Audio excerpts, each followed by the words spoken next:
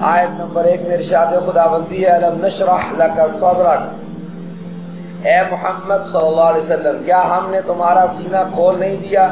اسی نشرح کی نسبت سے اس صورت کو سورہ انشراح کہا جاتا ہے۔ اس صورت میں بھی نبی کریم صلی اللہ علیہ وسلم کی شخصیت، آپ کی عظمت اور مقام کا بیان ہے۔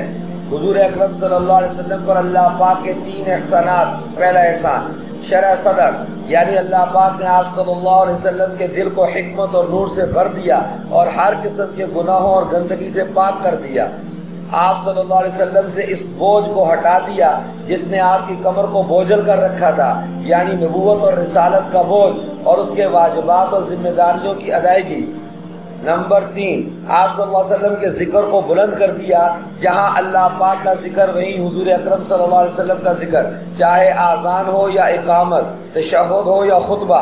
اللہ پاک نے مشکلات کو آسان کرنے اور پریشانیوں کو دور کرنے کا وعدہ کیا۔ اس سورہ مبارکہ میں آپ صلی اللہ علیہ وسلم کو حکم دیا گیا کہ تبلیغ و دعوت کی ذمہ داری ادا کرنے کے بعد اللہ پاک کا شکر ادا کرنے کے لیے اس کی عبادت میں لگ جائیں اور اس میں اپنے آپ کو تھکا دیں۔ سب کچھ کرنے کے بعد اللہ پر توکل کریں اور تمام معاملات میں اسی کی طرف رغبت کریں۔